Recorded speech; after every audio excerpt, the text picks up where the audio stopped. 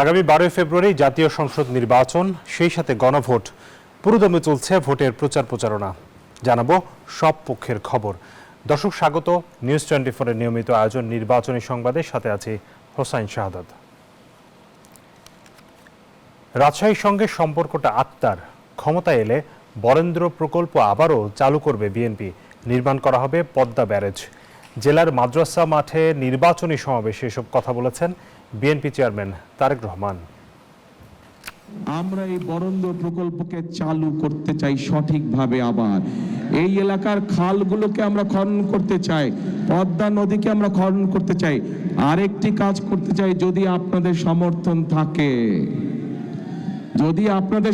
থাকে, আরেকটি কাজ করতে চাই, ধানের শীষ সরকার গঠন করলে ইনশাল্লাহ আমরা পদ্মা ব্যারেজ নির্মাণের কাজে হাত দিতে চাই। চাঁদাবাজি ও দুর্নীতি বন্ধ হলে বাংলাদেশ এগিয়ে যাবে মন্তব্য করেছেন জামায়াতে ইসলামীর আমির ডাক্তার শফিকুর রহমান। রাজধানীর কারণ বাজারে নির্বাচনী জনসভায় কথা বলেন তিনি। 13 তারিখ থেকে বাংলাদেশের চিত্র পাল্টে যাবে ইনশাআল্লাহ। সে নির্বাচন সেই ফলাফল বার্তা দেবে যে এরা কোনো চাঁদাবাজি করে না এবং কোনো চাঁদাবাজি বরদাস্ত করবে না। সাথে সাথে 90% চাঁদাবাজের হাত অবশ হয়ে যাবে। রাজধানী জুড়ে বিভিন্ন আসনে চলছে জমজমাট নির্বাচনী প্রচার প্রচারণা। চলুন দেখে নিই এর কিছু খণ্ডচিত্র।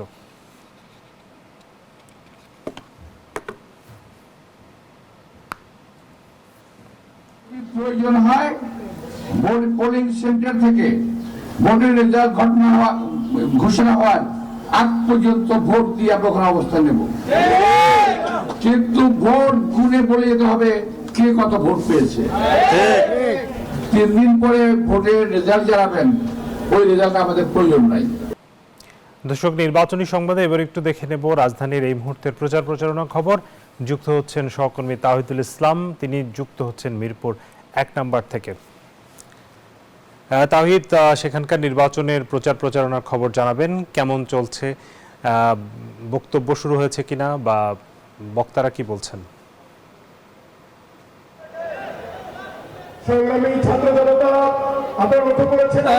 আপনাকে ধন্যবাদ। ঢাকার 14 আসন মিরপুর 1 নম্বর ওয়াকাফ সরকারি প্রাথমিক বিদ্যালয়ের মাঠে কিন্তু এই নির্বাচনী জনসভায় প্রধান অতিথি থাকবেন জামায়াতের আমির ডাক্তার শফিকুর রহমান। তবে ঠিক 3টায় কিন্তু এই নির্বাচনী জনসভা 11 দলীয় ঐক্যজোটের নির্বাচনী জনসভা কিন্তু শুরু হয়েছে, কিন্তু এখনও প্রধান অতিথি জামায়াতের আমির তিনি এসে পৌঁছাননি। আমরা যতটুকু জানি তিনি বেলা 3:30টার সময় মঞ্চে উঠবেন এবং বক্তব্য রাখবেন।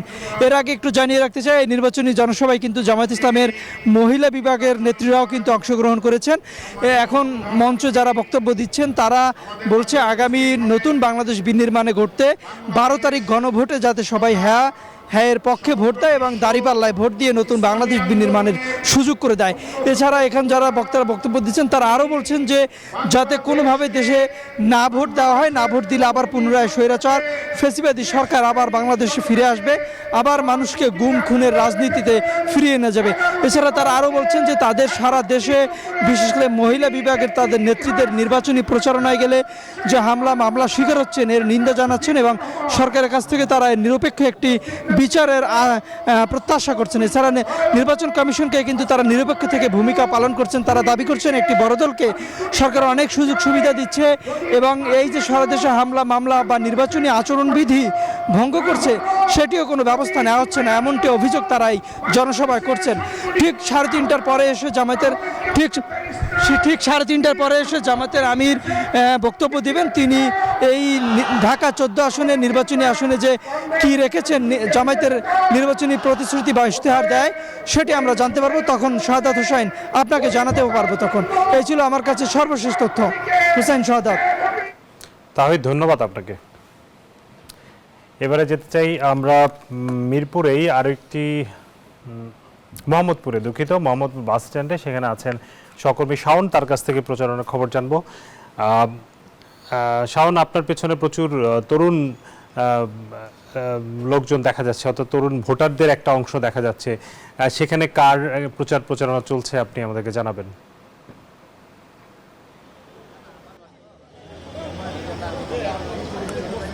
ধন্যবাদ শাহাদাত।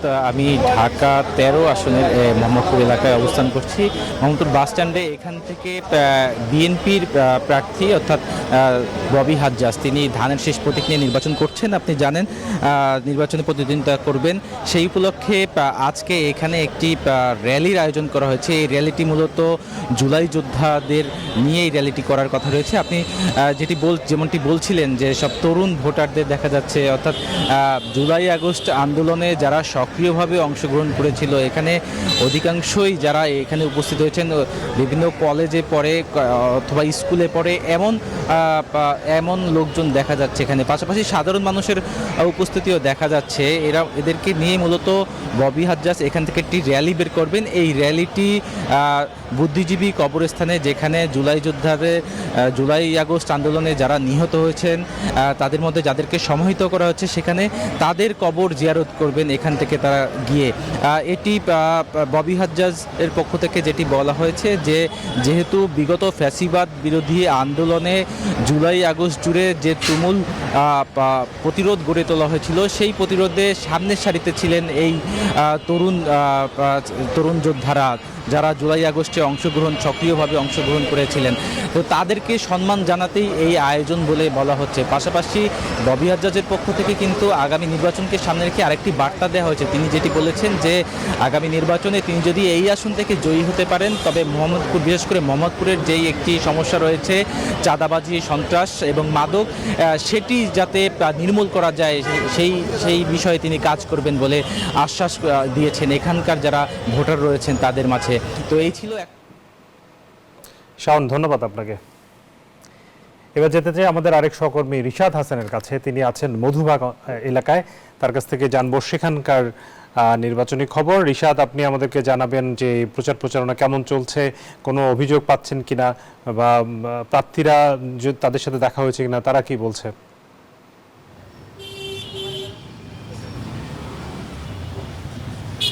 শাহাদাত, আপনাকে ধন্যবাদ। আপনি ঠিক যেমনটি জানেন যে ঢাকার বিভিন্ন আসনগুলোতেও সারা দেশের মতো বিভিন্ন জায়গায় কিন্তু এই ঢাকা 12 আসনেও প্রচার প্রচারণা চলছে। আমি এই মুহূর্তে ঢাকা 12 আসনে অবস্থান করছি এবং এখানে নির্বাচনী প্রচার প্রচারণায় ব্যস্ত সময় পার করছেন আম জনতার দলের প্রার্থী মোহাম্মদ তারেক রহমান, এবং তিনি তার নির্বাচনী প্রচার প্রচারণা করছেন। এবং আমি একটু ক্যামেরার চোখে দেখাতে চাই যে তিনি তার নির্বাচনী জনসংযোগ একটু ব্যতিক্রমভাবে করছেন।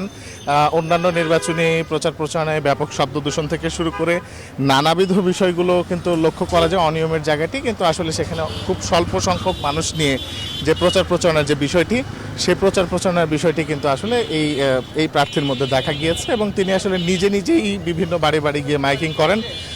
আমি একটু প্রার্থীর সঙ্গে একটু কথা বলতে চাই। তারেক রহমান, একটু আপনার সঙ্গে কথা বলতে চাই। একটু আমার ব্যানার ছিল, দেখেন, এই যে সবাই দেখেন, এখানে আমার ব্যানার ছিল, খুলে দেখেন এই বরাবর। আমরা একটু প্রার্থীর সঙ্গে কথা বলতে চাই। খুলে দাঁড়িপাল্লার ব্যানার লাগাইছে। একটু বলবেন যে এখন পর্যন্ত নির্বাচনের প্রচার প্রচারণা কেমন এবং কোন ধরনের অনিয়ম দেখছেন কিনা? প্রচারণা কিভাবে করবো, এখানে প্রমাণ আছে। এইখানে আমার ব্যানার ছিল, এই ব্যানারটা পুরোটা খুলে দাঁড়িপাল্লার ব্যানার লাগাইছে। এই যে বাটপার গুলোর মুখোশ দেখেন, বোঝা যাচ্ছে, দেখেন বোঝা যাচ্ছে, এখানে ছিল বোঝা যাচ্ছে। দেখেন এইখানে গতকালকেও দেখে গেছি ছিল, হ্যাঁ লাগান ছিল না, এখানে ছিল না, এরা খুইলা হেদের ব্যানার লাগাইছে। এইটা বলে এরা বলে ইনসাফ করবে, তাহলে কে খুলছে, এটা কিভাবে আছে? এটা একটু সুনির্দিষ্টভাবে বলবেন আপনার অভিযোগটা কার নামে বা কার বিরুদ্ধে? তাহলে এটা খুলছে কে ভাবে? তাহলে দেখেন এক জায়গায় এটা লাগানো আছে, সেখানে দাঁড়ান শোনেন, এক জায়গায় এটা লাগানো আছে, তার সঙ্গে একটা লাগানো উচিত। আগে কমন সেন্স দেখেন, এক জায়গায় লাগানো আছে, সেখানে আরেকটা লাগানো উচিত। সেখানে কি লাগানো উচিত বলেন? দেখেন, আমরা কথা বলছিলাম আম জনতার দলের প্রার্থী ঢাকা 12 আসনের তারেক রহমানের সঙ্গে। তিনি অভিযোগ করছেন যে তার ব্যানার পোস্টার যে খুলে ফেলার যে বিষয়টি, সে অভিযোগ তিনি করেছেন এবং প্রতিপক্ষের যে জামাত প্রণোদিত প্রার্থী রয়েছেন তার বিরুদ্ধে তিনি তার এই অভিযোগ এনেছেন। এই ছিল আমার কাছে এখান থেকে সর্বশেষ। শাহাদাত, ফিরে যাচ্ছি আপনার কাছে স্টুডিওতে। রিশাদ, ধন্যবাদ, অনেক ধন্যবাদ আপনাকে। আমরা কিছু তথ্য নির্বাচন নিয়ে দেখতে চাই। আজকে আমরা দেখতে চাই যে নির্বাচনী প্রতিদ্বন্দ্বী দলগুলো যেই হলফনামায় তাদের প্রার্থীরা যে তথ্য দিয়েছে সেটি বিশ্লেষণ করে আমরা দেখেছি যে বিএনপি, জামায়াত এবং এনসিপির প্রার্থীদের মধ্যে কারা কোন প্রফেশনে কত প্রার্থী রয়েছে সেটি আমরা একটু দেখে নিতে চাই। শুরুতে আমরা দেখব বিএনপি, বাংলাদেশ জাতীয়তাবাদী দল বিএনপির 269 জন প্রার্থী তারা ঘোষণা করেছে, আসনে ঘোষণা করেছে। সেখানে আমরা দেখতে পাচ্ছি 205 জন ব্যবসায়ী, অর্থাৎ যেটি নিয়ে আসলে সবচেয়ে বেশি আলোচনা করা হয় যে ব্যবসায়ীরা অনেক বেশি রাজনীতিতে আসছেন, সেই চিত্রটি কিন্তু আমরা দেখছি। 205 জন রয়েছেন, আইনজীবী রয়েছেন 27 জন, কৃষি কাজে রয়েছেন 17 জন, চিকিৎসক রয়েছেন 12 জন, রাজনীতি করেন মাত্র 7 জন। দর্শক, এটি খুবই সিগনিফিকেন্ট, মাত্র 7 জন রাজনীতিবিদ আমরা পেয়েছি এবারে বিএনপি থেকে নির্বাচনে অংশ নিচ্ছে। শিক্ষক রয়েছেন 6 জন এবং অন্যান্য প্রার্থী আছেন 13 জন। পরের যদি আমরা দেখি বাংলাদেশ জামায়াতে ইসলামী বা জামায়াতে ইসলামীর 224 জন প্রার্থীর মধ্যে শিক্ষক রয়েছেন 75 জন, তাদের সবচেয়ে বেশি রয়েছে শিক্ষক। তাদেরও আসলে একটি বড় সংখ্যক ব্যবসায়ী আমরা দেখতে পাচ্ছি, 69 জন প্রার্থী কিন্তু তারা ব্যবসার সাথে জড়িত। এটিও কিন্তু যেটি বলছিলাম যে দুই দলের মধ্যে এই জিনিসটি লক্ষ্য করা যাচ্ছে। আইনজীবী রয়েছে তাদের 26 জন, চিকিৎসক 16 জন, তারা আসলে চিকিৎসা পেশায় জড়িত। কৃষক রয়েছেন 14 জন, অর্থাৎ কৃষিকাজ থেকে তারা জীবিকা নির্বাহ করেন। রাজনীতি করেন মাত্র 3 জন। দর্শক, জামায়াতে ইসলামের মাত্র 3 জন যারা রাজনীতি তাদের পেশা হিসেবে উল্লেখ করেছেন তাদের হলফনামায়। চাকরিজীবী রয়েছেন 11 জন এবং অন্যান্য পেশায় আছেন 10 জন। আমরা এবার যদি এনসিপির দিকে একটু চোখ বুলাই, জাতীয় নাগরিক পার্টি, এনসিপির মাত্র 30 জন প্রার্থী রয়েছে সারা দেশে। তারা মাত্র 30 জন 38টি আসনে প্রার্থী দিয়েছে, যেখানে 8 জন ব্যবসায়ী রয়েছে। এই ছোট অংশের মধ্যেও কিন্তু বড় অংশ কিন্তু ব্যবসায়ী রয়েছে। পরামর্শক রয়েছেন 4 জন, তাদের আহ্বায়ক নাহিদ ইসলাম সহ 4 জন, তারা বিভিন্ন পরামর্শক হিসেবে তাদের জীবিকা নির্বাহ করেন। সাংবাদিক আছে 3 জন, শিক্ষক 2 জন, আইনজীবী 2 জন এবং অন্যান্য পেশায় রয়েছেন 11 জন। চলে যাচ্ছে আমাদের অন্যান্য সংবাদে। নির্বাচনী জনসভায় যোগ দিতে বগুড়া যাচ্ছেন তারেক রহমান, তাকে বরণে প্রস্তুত বগুড়াবাসী। বিস্তারিত জানাতে যুক্ত হচ্ছেন সহকর্মী আব্দুস সালাম বাবু। বাবু, তারেক রহমান বগুড়ায় যাচ্ছেন, এটি নিশ্চয়ই একটি গুরুত্বপূর্ণ সফর, কারণ তার নিজের এলাকায় তিনি যাচ্ছেন। সেখানকার নিশ্চয়ই উৎসবমুখর পরিবেশ, একটু জানতে চাই আপনার কাছ থেকে।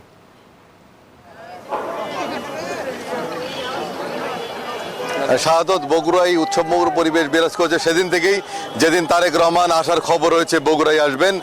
ঘরের ছেলে ঘরে ফিরছেন এবং সেই ঘরের সন্তানকে বরণ করে নেওয়ার জন্য বগুড়া জেলা বিএনপি যেমন প্রস্তুত, তেমনি আবেগ উচ্ছ্বাস সাধারণ মানুষের মাঝে, এবং বগুড়ার সাধারণ মানুষের মাঝেও ব্যাপক উচ্ছ্বাস রয়েছে।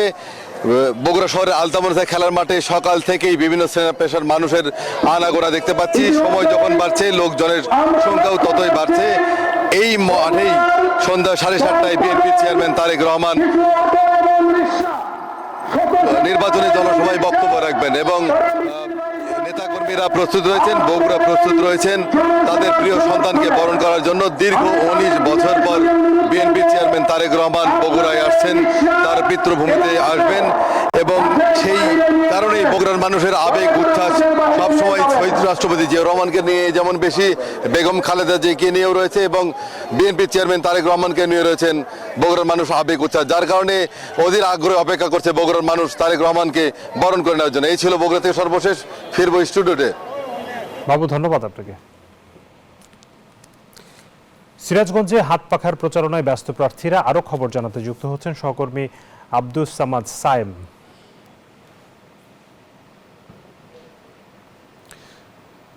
দর্শক, আমাদের সাথে যুক্ত হয়েছেন আমাদের সহকর্মী সায়েম, আপনি হাত পাখার প্রচারণা খবর জানাবেন। কিন্তু সিরাজগঞ্জের যে 6টি আসন রয়েছে, 6টি আসনের 39 জন প্রার্থী রয়েছে, সেই প্রার্থীরা কিন্তু প্রচার প্রচারণায় ব্যস্ত সময় পার করছেন। কাকডাকা ভোট থেকে কিন্তু তারা এই নির্বাচনী প্রচারণায় নেমেছেন এবং যারা ভোটার রয়েছে তাদেরকে কিন্তু বিভিন্ন প্রতিশ্রুতি দিয়ে যাচ্ছেন তারা, কি কি উন্নয়ন করবেন এবং কি কি করবেন। আমি এই মুহূর্তে রয়েছি সিরাজগঞ্জ 2 আসনের কামারখন্দে। এখানে হাত পাখা প্রতীকের যিনি প্রার্থী রয়েছেন মুফতি মহিবুল্লাহ, তিনি কিন্তু প্রচারণায় নেমেছেন। আমি একটু তার সাথে কথা বলবো যে আপনার প্রচারণায় কেমন সাড়া পাচ্ছেন। আলহামদুলিল্লাহ, আমরা চারদিক থেকে আমরা হাত পাখা মার্কার পক্ষে যে প্রচারণা চালাচ্ছি, এই প্রচারণায় সার্বিক থেকে সব দিক থেকে একটা বিপুল সাড়া পাচ্ছি। তাদের সকলেই এবার চিন্তা চেতনা এবার ইসলামী দলকে ক্ষমতা নিবে, সেই ক্ষেত্রে ইসলামী আন্দোলনকে তারা বেছে নিয়েছে এবং হাত পা কামার কাকেই তারা ভোট দেবে। যদি যেইভাবে তারা প্রতিশ্রুতি দিয়েছে এবার প্রতিশ্রুতি দিয়ে যদি মোতাবেক ভোট দেয় তাহলে আশা করি যে ইনশাআল্লাহ শেয়ারগঞ্জ সদর 2 আসনে সদর কামাখ্যা আসনে আমরা হাত পা কামার কাকেই বিজয় হবো ইনশাআল্লাহ। ধন্যবাদ। আসলে শুধু হাত পাকা নয়, যতগুলো দল আছে তারা প্রত্যেকেই কিন্তু ভোটারের দ্বারে দ্বারে যাচ্ছেন এবং তারা কিন্তু প্রতিশ্রুতি দিয়ে ভোট প্রার্থনা করছেন। তো এই ছিল আমার কাছ থেকে সিরাজগঞ্জ থেকে নির্বাচনী প্রচারণার সর্বশেষ। ফিরছি স্টুডিওতে।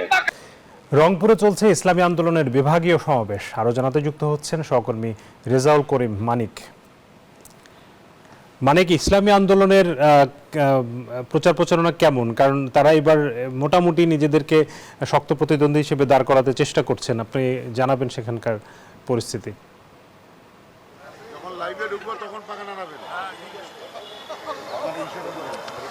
শাহাদত, আসলে চরমরার পীর অর্থাৎ ইসলামী আন্দোলনের আমির সৈয়দ মুফতি রেজাউল করিম উনি কিন্তু আজকে রংপুর বিভাগ সফর করছেন। রংপুর বিভাগে 33টি নির্বাচনী এলাকায় যাচ্ছেন। এই অল্প কিছুক্ষণের মধ্যে তিনি কিন্তু রংপুর টাউন হলে আসবেন। এখানে কিন্তু দেখতে পাচ্ছেন নেতাকর্মীরা ভিড় করছে, ধীরে ধীরে নেতাকর্মীরা আসছে এবং প্রচার প্রচারণা কিন্তু অংশ নিচ্ছে বিভিন্ন জেলাতে। আমরা আজকে সেই নির্বাচনী জনসভা এখানে রংপুর টাউন হল চত্বরে তিনি বক্তব্য রাখবেন এবং র্যালিতে অংশগ্রহণ করবেন। আমি কথা বলতে চাই রংপুর 3 আসনের যিনি প্রার্থী রয়েছেন আলহাজ আমিরুজ্জামান পিয়াল, একটু আপনার কাছে জানতে চাই যে আমির আসার পরে অর্থাৎ নেতাকর্মী উজ্জীবিত কেমন হবে, ভোটারদের সারা কেমন পাচ্ছেন একটু বলবেন, সংক্ষিপ্ত আকারে বলবেন। আলহামদুলিল্লাহ, ধন্যবাদ আপনাদেরকে। আপনারা জানেন 36শে জুলাইয়ের পরে পরিবর্তিত বাংলাদেশের যে জন আকাঙ্ক্ষা তৈরি হয়েছিল তাদের আকাঙ্ক্ষাকে বক্ষে ধারণ করে জনপ্রত্যাশার বাংলাদেশ গড়ার স্বপ্নে পীর সাহেব চরমোনাই ইসলামী আন্দোলন বাংলাদেশের মার্কা হাত পাখা নিয়ে জনগণের কাছে তিনি অঙ্গীকারবদ্ধ। জনগণের প্রত্যাশাকে বক্ষে ধারণ করে আমরা ইনশাআল্লাহ আমাদের প্রত্যেকটা নেতাকর্মী উজ্জীবিত আছে এবং ব্যাপক সাড়া পাচ্ছি মানুষের মধ্যে। বিশেষ করে পীর সাহেব চরমোনাইয়ের আজকে সফরকে ঘিরে মানুষের মধ্যে প্রচুর উৎসাহ এবং উদ্দীপনা তৈরি হয়েছে। আমরা বলতে চাই যে আলহামদুলিল্লাহ, যেমনিভাবে পীর সাহেব চরমোনাই এই গণভোটে হ্যাঁ পক্ষে অবস্থান নিয়েছেন, তেমনিভাবে বিগত দিনের সমস্ত ফ্যাসিস্ট মুক্ত বাংলাদেশ গড়ার জন্যে সমস্ত দুর্নীতি, দুঃশাসন এবং যে সমস্ত আমাদের কৃষক যুবকরা বেকারত্বের অভিশাপের মধ্যে তারা আছেন, কৃষকরা আলহামদুলিল্লাহ ভোটাররা। ধন্যবাদ। কথা বলছিলাম অর্থাৎ আমিরুজ্জামান পিয়ালের সাথে, তিনি কিন্তু বলছিলেন আজকের অর্থাৎ আমির অর্থাৎ আমরা পীর আসার ব্যাপারে এবং ভোটারদের সারার ব্যাপারে। এই ছিল আমার। দর্শক, আপনাদেরকেও ধন্যবাদ জানিয়ে শেষ করছি আজকের নির্বাচনী সংবাদ।